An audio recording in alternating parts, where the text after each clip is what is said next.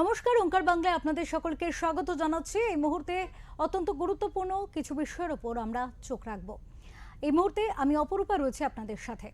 তৃণমূল কংগ্রেস ভেঙে চুরমার, সমাজ মাধ্যমে তাপস রায়ের এমন মন্তব্যে উত্তপ্ত বাংলার রাজনীতি।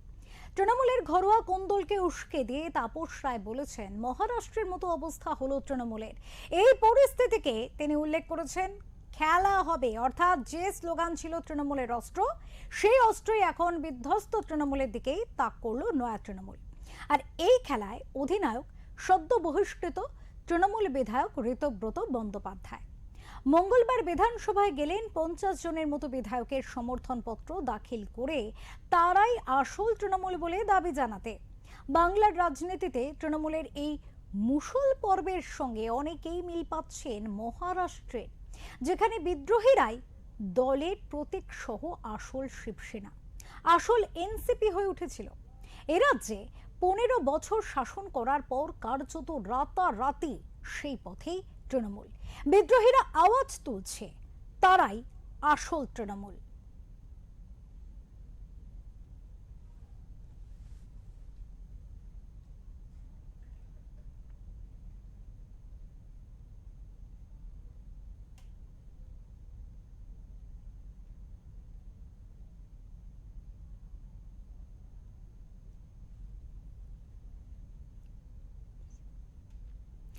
বিদ্রোহীরা বলছে তারা আসল তৃণমূল। তৃণমূলের অন্দরে ভাঙন, তাও ছোটখাটো নয় নেহাত, একেবারে বিধ্বস্ত এই মুহূর্তে। বিধানসভায় সেখানে 50 জন বিধায়ককে নিয়ে আলাদা দলের দাবি জানাতে পৌঁছলেন দল থেকে সদ্য বহিষ্কৃত ঋতব্রত বন্দ্যোপাধ্যায়। অন্যদিকে ওয়াই চ্যানেলে ধর্নায় বসে গুটি কয়েক সাংসদ বিধায়ককে নিয়ে তৃণমূল সুপ্রিমো মমতা বন্দ্যোপাধ্যায় দাবি করলেন তৃণমূল তারই, নতুন ভাবে দল সাজাবেন তিনি। এ বিষয়ে আমরা বিস্তারিত আলোচনা করব। আমাদের সঙ্গে রয়েছেন ওঙ্কার বাংলার এডিটর ইন চিফ বিপ্লব দাস। দাদার কাছে আসবো এবং সর্বপ্রথম এই বিষয়টা নিয়ে কথা বলবো যে আজকে একেবারে কিছুদিন আগে পর্যন্ত পশ্চিমবঙ্গকে শাসন করা একটি দল আজ পুরো বিধ্বস্ত, খণ্ড বিখণ্ড। সেখানে বিধানসভায় 50 জন তৃণমূল বিধায়ককে নিয়ে একদিকে ঋতব্রত বন্দ্যোপাধ্যায় দাবি করলেন যে তারাই আসল তৃণমূল, অন্যদিকে ওয়াই চ্যানেলে ধর্নায় গুটি কয়েক সাংসদ বিধায়ক সম্বলিত একটি সভা বা ধর্না সভা বলে বলা যায় তাকে, তা নিয়ে মমতা বন্দ্যোপাধ্যায় বলছেন তৃণমূল দল তার। এই যে খণ্ড বিখণ্ডিত হয়ে যাওয়া একটি দল, এর পিছনের কারণ কি? আজকে কেন এই দিন দেখতে হচ্ছে তৃণমূলকে? দেখো অপরূপা, কেন দেখতে হচ্ছে, আমি বলবো যে এর জন্য দায় কার, এই দায়টা কে নেবে? আজকে যে আমরা বলছি বিদ্রোহীরাই আসল তৃণমূল, অর্থাৎ তৃণমূলের যে মুষল পর্ব, তৃণমূল যে ভাঙছে, তৃণমূল যে তীরে এসে তরি ডুবে গেছে, ডুবতে চলেছে, তো এর এর দায়টা কার? একদম পরিষ্কার ভাবে যদি বলা যায়, এই দায়টা কিন্তু সম্পূর্ণ মমতা বন্দ্যোপাধ্যায়ের। যে যে দলটি তিনি নিজের হাতে গড়েছিলেন কংগ্রেস থেকে বেরিয়ে এসে, তিনি বাম জমানার অবসান ঘটানোর প্রতিজ্ঞা নিয়ে 1998 সালে যে দলটাকে তিনি প্রতিষ্ঠা করেছিলেন, সেই দলটাকে তিনি আজ নিজের হাতেই কিন্তু নষ্ট করে ফেললেন, অর্থাৎ ভেঙে ফেললেন। এবং এর পেছনে ভেঙে গেল, এর পেছনে মূলত দায় কিন্তু মমতা বন্দ্যোপাধ্যায়ের বেশ কিছু সিদ্ধান্ত। গত 15 বছরে আগে যদি আমরা দেখি, অর্থাৎ 1998 সাল থেকে যদি 2011 সাল পর্যন্ত দেখি, প্রায় 12-13 বছর বিরোধী আসনে ছিল তৃণমূল কংগ্রেস। তার বহু উত্থান পতন আমরা দেখেছি। তৃণমূল কংগ্রেসের সাংসদ সংখ্যা 9 থেকে 1 হয়ে গেছিল। সেই এক সাংসদ দিয়ে কিন্তু মমতা বন্দ্যোপাধ্যায় লড়েছিলেন। সিঙ্গুর নন্দীগ্রাম পর্বে মমতা বন্দ্যোপাধ্যায়ের লড়াই, এবং তার পেছনে তৃণমূলের আজকে যারা অনেকেই বিজেপিতে চলে গেছেন, শুভেন্দু অধিকারী সহ যারা, এই যে মমতা বন্দ্যোপাধ্যায়ের লড়াইয়ের যারা পেছনে ছিলেন, কোথাও 2011 সালে ক্ষমতায় আসার পরে প্রথম 5 বছর 2016 সাল পর্যন্ত মমতা বন্দ্যোপাধ্যায় সরকারটা ঠিকঠাক চলেছিল, কিন্তু 2014 সালে যখন দেখা যায় যে তৃণমূল কংগ্রেসের যে এই কি বলে তৃণমূল কংগ্রেসে যখন এই অবস্থা শুরু হয়, তখন দেখা যায় যে মমতা বন্দ্যোপাধ্যায়ের তিনটি অর্থাৎ 2016 থেকে 2026 আমরা যদি এই 10 বছরে অভিষেক বন্দ্যোপাধ্যায়ের হাতে দল চলে যাওয়ার পরে যে ঘটনাটা ঘটতে শুরু করে, সেই ঘটনাটা কিন্তু তৃণমূল কংগ্রেসের বিপক্ষে যায় এবং যেটা মমতা বন্দ্যোপাধ্যায় কিন্তু বুঝতে পারেননি। আর এই বুঝতে পারেননি বলেই কিন্তু আজকের এই অবস্থা। এবার যদি বলো যে এই তিনটে মানে কোন কোন কারণ, অবশ্যই একদম যদি মমতা বন্দ্যোপাধ্যায়ের যে দল তৃণমূল কংগ্রেস পরাজিত হয়েছে, পরাজয় অব্দি ঠিক ছিল, পরাজয়টাকে মেনে নেওয়া উচিত ছিল। মমতা বন্দ্যোপাধ্যায় কিন্তু এই পরাজয়টা মানেননি, আর এই পরাজয়টা মানেননি বলেই কিন্তু এই যে দলটার যে ভাঙনের যদি মূল সূত্র হয়, তাহলে এইটা হবে 1 নম্বর কারণ, অন্যতম কারণ। তিনি পদত্যাগ করলেন না মুখ্যমন্ত্রীর পদ থেকে, যেটা সাংবিধানিক যে একটা রীতিনীতি, সেই সাংবিধানিক রীতিনীতিকে তিনি অগ্রাহ্য করলেন এবং তিনি যেটা করলেন পদত্যাগ করলেন না। এইটা কিন্তু তৃণমূল কংগ্রেসে যারা এখনো পর্যন্ত অর্থাৎ এই সংসদীয় রীতিনীতি নিয়ে শ্রদ্ধা করেন, যারা এই বিধানসভা বা সাংবিধানিক দীর্ঘদিন ধরে সাংবিধানিক পদে রয়েছেন, তারা কিন্তু এই বিষয়টিকে কিন্তু খুব মানে খারাপ চোখে দেখেছেন যে এইটা কিন্তু মমতা বন্দ্যোপাধ্যায় খুব অর্থাৎ মানুষের রায়কে তিনি মান্যতা দেননি। এইটা কিন্তু মমতা বন্দ্যোপাধ্যায় ঠিক কাজ করেননি।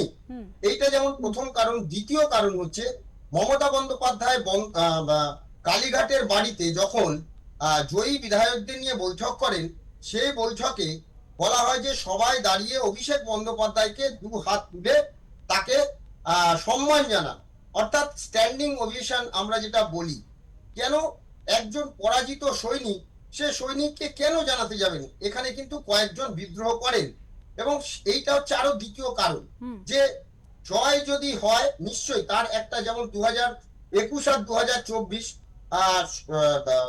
তৃণমূল কংগ্রেসে তখন অভিষেক বন্দ্যোপাধ্যায় 2021-এর জয়ের পরে নেতৃত্ব আসেন এবং তখন সকলেই তাকে বাহবা দিয়েছিল। 2024-এর লোকসভা নির্বাচনেও তাকে সকলে বাহবা দিয়েছিল।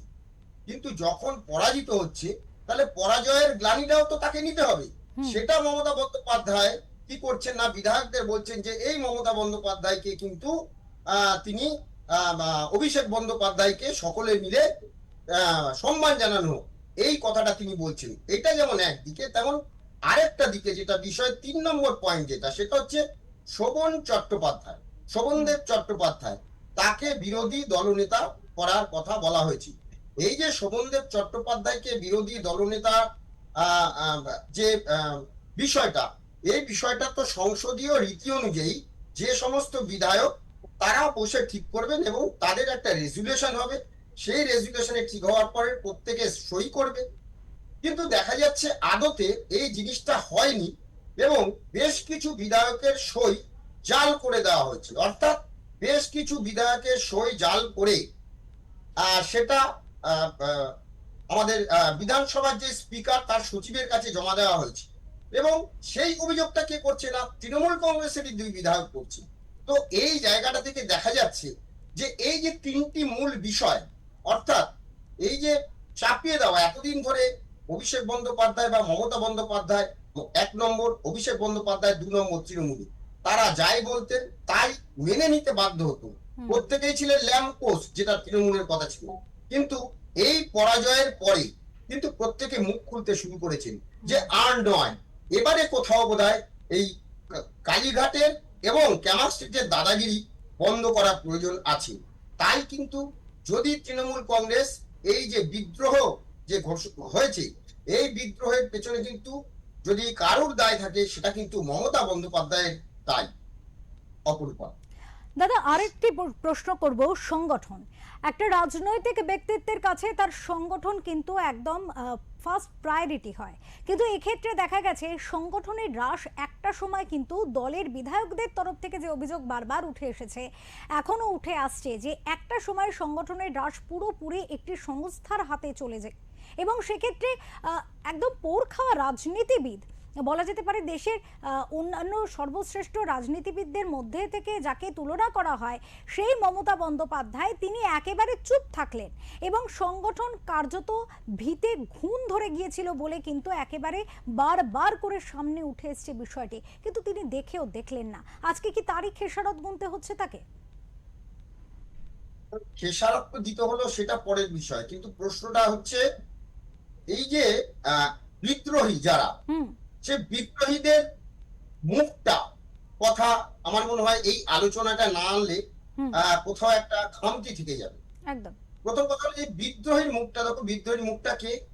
একজন হচ্ছেন ঋতব্রত বন্দ্যোপাধ্যায়। হুম কে এই ঋতব্রত বন্দ্যোপাধ্যায়? তিনি হচ্ছেন প্রাক্তন রাজ্যসভার সাংসদ ছিলেন, হুম বাম জমানা অর্থাৎ সিপিএম এর। হুম কোনো একটা বিষয় নিয়ে তার সঙ্গে দলের মনোমালিন্য হয়, তখন তাকে সাসপেন্ড করা হয়। তিনি ইন্ডিপেন্ডেন্ট সাংসদ হিসেবে রাজ্যসভায় বসতেন। হুম তৃণমূল কংগ্রেস কি করলো, সেই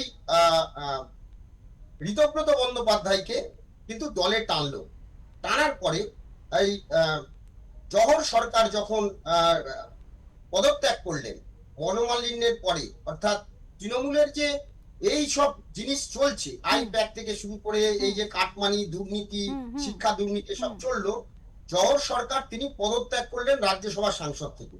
হুম তার যে স্প্যান, লাস্ট যে সময়টা ছিল বছর দেড়েকের মতো, সেই সময়টায় ঋতব্রত বন্দ্যোপাধ্যায়কে কিন্তু ওই রাজ্যসভার সংসদে হিসেবে পাঠানো হয়। হুম তিনি ছিলেন রাজ্যসভার সাংসদে, তিনি ভালো বই বলিয়ে কইয়ে একজন নেতা, হুম শিক্ষিত এবং সংসদীয় রীতিনীতি মানে দুটোই, একটা হচ্ছে দিল্লির রাজনীতি যেমন তেমন রাজ্য রাজনীতিতেও কিন্তু তিনি পোর খাওয়া একজন। দীর্ঘদিন ধরে ছাত্র রাজনীতি করেছেন, যুব রাজনীতি করেছেন বামেদের ক্ষেত্রে, এবং খুব ভালো বক্তা, সুবক্তা। হুম তো সেই জায়গা থেকে বিদ্রোহটা কে করলো? তৃণমূল তাকে এইবারে নিয়ে এসেছিল যে এমন একটি কেন্দ্র থেকে তাকে দাঁড় করানো হবে, এবং তাকে শুধু তাই নয়, তৃণমূলের যে মানে আইএনটিটিউসির সভাপতি, তাকেই কিন্তু করা হয়েছিল। এবং এটাও মোটামুটি একটা স্থির ছিল যে তৃণমূল যদি ক্ষমতায় আসতো তাহলে কিন্তু তাকে শ্রম মন্ত্রকের দায়িত্ব দেওয়ার কথাও কিন্তু ভাবা হয়েছিল, হুম যা রাজনৈতিক মহল থেকে জানা যায়। হুম তাহলে সেই ঋতব্রত বন্দ্যোপাধ্যায় আজকে বিদ্রোহ করলেন। কেন করলেন? করলেন ওই একটাই কারণে, তিনি সংসদীয় রীতিনীতিটা জানেন, বোঝেন, এবং সব থেকে বড় জিনিস হচ্ছে যে এই দলটা যেইভাবে চলছিল, এটা মানে আমরা অন্যান্য দল যেরকম দেখেছি, সেই মায়াবতীর পার্টি বলো বা জয়ললিতার পার্টি বলো বা লালু প্রসাদের দল বলো, আমরা জানি তাদের দলের আজকে কি অবস্থা, ঠিক সেই জায়গাটাতেই কিন্তু চলছে। তো এই জায়গাটা থেকে কোথাও এই ঋতব্রত বন্দ্যোপাধ্যায় কিন্তু মুখটা হলেন এই ভাঙনে। এবার তিনি কি বলছেন? তিনি বলছেন যে এইটা কিন্তু কোনো রেজুলেশন হয়নি, হুম অর্থাৎ এই যে শোভনদেব চট্টোপাধ্যায়কে যে বিরোধী দলনেতা হবে, এটা কোনো রেজুলেশন হয়নি। হুম লেজিসলেটিভ পার্টি আর একটা পার্লামেন্টারি পার্টি, অর্থাৎ আমি যেটা বলছিলাম দুটো বিষয় কিন্তু সে অগাধ জ্ঞান তার। হুম এই যে লেজিসলেটিভ পার্টি, সেখানে কিন্তু কোনো লেজিসলেটিভ মিটিং হয়নি। সেটা যেমন একদিকে, তেমন তিনি কিন্তু একটা গুরুত্বপূর্ণ কথা বলেছেন। এই যে বলা হচ্ছে না 50 জনের বেশি বিধায়ক নিয়ে দলটা ভাঙছে, আমরা এই আলোচনাটায় যদি আসি দেখা যাবে একদম। তিনি কিন্তু বারবার বলছেন না আমার কাছে কোনো কাগজ নেই, চিঠি নেই, কিছু নেই। কিন্তু যখন সাংবাদিকরা প্রশ্ন করছেন, খুব পয়েন্টলি উনি একটা কথা বলেছেন যে কাল কি হবে সেটা তো বলতে পারি না। অর্থাৎ আগামীকাল বুধবার কিন্তু একটা বঙ্গ রাজনীতিতে, একটা তৃণমূলের ক্ষেত্রে আমি বলবো যে একটা কিন্তু গুরুত্বপূর্ণ দিন বা গুরুত্বপূর্ণ সময় বলা যায়। এবং সেই সঙ্গে ঋতব্রত কি বলছেন যে মমতা বন্দ্যোপাধ্যায় আমার নেত্রী, গ্রাসরুট পার্টি তৃণমূল কংগ্রেস দীর্ঘ সংগ্রাম করে এই দলটি তৈরি হয়েছে, এবং তার মাথায় আছেন লিডার হচ্ছেন, টল লিডার হচ্ছেন মমতা বন্দ্যোপাধ্যায় নেত্রী। আমি তৃণমূলের বিধায়ক, আমি আবার তৃণমূল থেকে বহিষ্কৃত বিধায়ক, কিন্তু তৃণমূল কংগ্রেস পার্টিটা হাইজ্যাক হয়ে গেছে। তো এই যে তৃণমূল পার্টি হাইজ্যাক হয়ে গেছে এবং কাল কি হবে বলতে পারছি না, এই কথাটার মধ্যে পরিষ্কার আগামীকাল বুধবার তৃণমূল কংগ্রেসের পক্ষে, মমতা বন্দ্যোপাধ্যায়ের পক্ষে একটা কিন্তু গুরুত্বপূর্ণ দিন। আর তুমি যেটা বলছিলে যে এই যে সংগঠনের ব্যাপারটা, এখানে কিন্তু বলা হয়েছে যে একটা কর্পোরেট, এই যে কর্পোরেট কালচার এই দলটার মধ্যে নিয়ে আসা হয়েছে। এটাও কিন্তু ঋতব্রত বলছে, হুম কর্পোরেট কালচার দিয়ে কখনো দল চলে না। হুম আজকে যদি আমরা দেখি যে বিজেপি হোক, বিজেপি কিন্তু সারা ভারতবর্ষে যখন নির্বাচন করে তাদেরও কিন্তু তারাও কিন্তু কর্পোরেট স্টাইলেই পুরো কাজটা করে। হুম তাদেরও কিন্তু এরকম আইপ্যাকের মতো বেশ কয়েকটি সংস্থা কিন্তু তারা রয়েছে তাদের, কিন্তু তারা কখনো সংগঠনে তাদের নাক গলাতে দেয় না। হুম আমি নিজে বিজেপির মানে এইরকম এক সংস্থার হয়ে 2021 সালে আমি তাদের সঙ্গে বেশ কিছু কাজে যুক্ত ছিলাম, ইনডাইরেক্টলি যুক্ত ছিলাম, পরে 1-2 মাসের জন্য নির্বাচনের সময় ডাইরেক্টলি যুক্ত হয়েছিলাম। কিন্তু সেখানে দেখেছিলাম সংগঠনে তারা কাউকে নাক গলাতে দিত না, কোনো সংস্থাকে নাক গলাতে দিত না। হুম বা আজকে যদি আপ অর্থাৎ আম আদমি পার্টি, তারাও কিন্তু আইপ্যাক তাদের হয়েও কাজ করেছে, অন্যান্য দলের হয়েও কিন্তু আইপ্যাক কাজ করেছে। বা আমরা যদি বলি যে সমাজবাদী পার্টি বা এদেরও কিন্তু পেছনে অনেকগুলো কিন্তু এরকম সংস্থা রয়েছে যারা কাজ করে। কিন্তু তারা কি করে, তারা বিভিন্ন সমীক্ষা করে কি হতে পারে এই সবগুলো দলকে একটা পরামর্শ দেয়। কিন্তু এখানে যেটা হয়েছে যে গ্রাসরুট লেভেলে টোটাল যে সাংগঠনিক যে বিষয়টা, সেটা পুরোটা চলে গেছিল কিন্তু আইপ্যাকের হাতে। এবং আইপ্যাকের হাতে যাওয়ার ফলে সেখানে না কাউন্সিলর না পঞ্চায়েত সদস্য কারোরই কোনো গুরুত্ব ছিল না। হুম এবং কি হতো না, একটা পুলিশকে দিয়ে এবং আইপ্যাকের লোকজন মিলে এই সংগঠনটাকে তারা চালানোর চেষ্টা করেছিল। ফলে যা হওয়ার তাই হয়েছে। মমতা বন্দ্যোপাধ্যায় মাঝখানে বুঝতে পেরেও কোথাও তিনি অভিষেক বন্দ্যোপাধ্যায়কে বেশি ভরসা করতে গিয়ে একবার তিনি বলেছিলেন আইপ্যাক প্যাক প্যাক, ঠিক আছে, কিন্তু এই আইপ্যাক প্যাক প্যাকের বলার আহ, দিন 15-এর মধ্যে আবার না আইপ্যাক ভালো এরকম কথা তিনি বলে আবার তাদেরকে এই কাজে যুক্ত করেছেন। কিন্তু তখন থেকে যদি মমতা বন্দ্যোপাধ্যায় বুঝতে পারতেন, তখন যে বিধায়করা তাকে রিপোর্ট করেছিলেন, অর্থাৎ মমতা বন্দ্যোপাধ্যায়ের নিজস্ব একটা সোর্স থাকে, কোথাও গিয়ে না সেই সোর্সটা 2024 সালে লোকসভা নির্বাচনের পরে কোথাও গিয়ে সেই সোর্সটা কিন্তু বন্ধ হয়ে গেছিল। মমতা বন্দ্যোপাধ্যায়ের পুরোটাই হাইজ্যাক করে নিয়েছিল কিন্তু আইপ্যাক। আর এই আইপ্যাক হাইজ্যাকের অন্যতম কারণের জন্য আজকে দলের এই ভরাডুবি, এবং যার মাথা কিন্তু এই অভিষেক বন্দ্যোপাধ্যায়। আর এটাও বলে দিলাম যে অভিষেক বন্দ্যোপাধ্যায়কে বাঁচাতে গিয়ে বা অভিষেক বন্দ্যোপাধ্যায়ের যে এই যে দলের যে ভাঙনের জন্য যে অভিষেক বন্দ্যোপাধ্যায়ের যে দায়, সেই দায়কে কোথাও ঢাকতে গিয়ে মমতা বন্দ্যোপাধ্যায় কিন্তু এই দলের ভাঙন রোধ করতে পারবেন না বা পারছেন না। এটাই কিন্তু একদম প্রকৃত সত্য। একদম। অনেক ধন্যবাদ দাদা আপনাকে। আমাদের সাথে এতক্ষণ ছিলেন আমাদের এডিটর ইন চিফ বিপ্লব দাস, এবং তিনি এই সার্বিক বিষয় নিয়ে আমরা আলোচনা করছিলাম যে বিদ্রোহীরা বলছে তারাই আসল তৃণমূল কংগ্রেসের মধ্যে যে ভাঙন, এই ভাঙন কিন্তু অনেক অনেক প্রশ্ন কিন্তু সামনে এনে দিচ্ছে, এবং এই প্রশ্নের উত্তর হয়তো আগামীতে পাওয়া যাবে, তাও খুব শীঘ্রই।